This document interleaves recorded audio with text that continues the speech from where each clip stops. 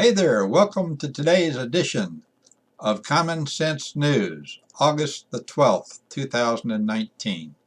Today we're going to talk about all the shootings happening out there, specifically Chicago, that don't make the national news.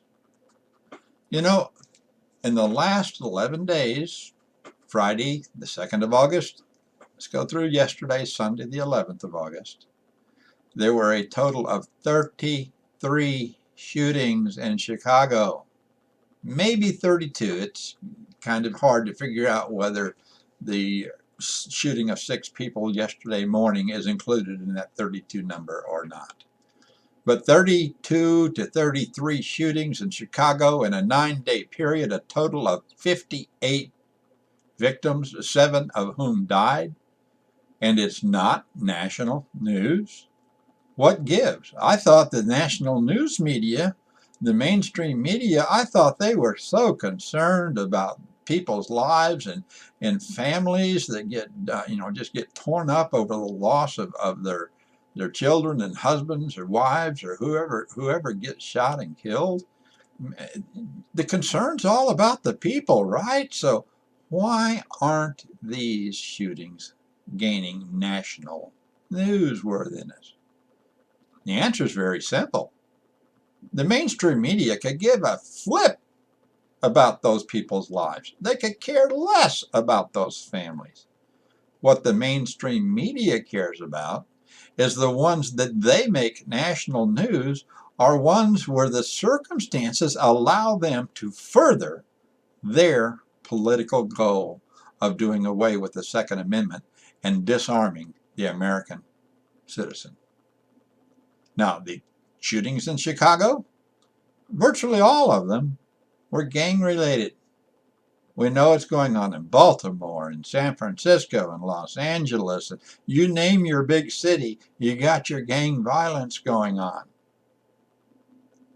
What's the difference between people getting shot and killed in a gang violent incident versus an incident like in El Paso or Dayton, Ohio? The difference is the ability of the mainstream media to use the facts and circumstances to further their anti-gun agenda. That's the difference. The gang shootings the gangs are mostly black on black gangs, Vietnamese on Vietnamese gangs, Hispanic on Hispanic gangs. It's people shooting people, and the ones doing the shooting generally have criminal records and do not have the guns that they're using legally. In other words, they have broken the law to put a gun in their hands and go shoot somebody. That doesn't meet the criteria for furthering the anti-gun movement the mainstream media wants to push, so they don't make those shootings a national event.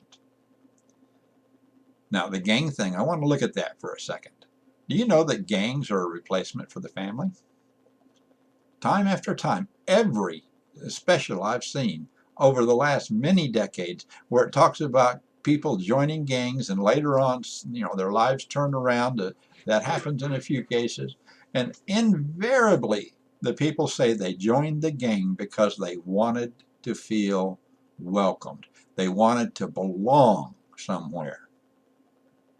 Families are supposed to play that role. Mother and father are supposed to make the children feel loved and belonged and to protect them and to raise them and take care of them. That's the way God set it up. It's a family. There's an organization called the Natural Family Foundation, headed by a fellow by the name of Jim Harrison. He's out there bravely trying to win over public opinion once again, where the natural family is not only respected in this country, where the natural family is predominant in this country as his goal. There's a pledge you can sign. Go to the Natural Family Foundation website as shown on the screen here and sign his pledge. It's a simple thing to do. You may choose to get more involved, but that's your choice. At least take the time and go and sign the pledge. And by the way, check out the Sound the Alarm Brigade website. Let's help keep Sharia from taking over our society here in the United States. Y'all have a good day.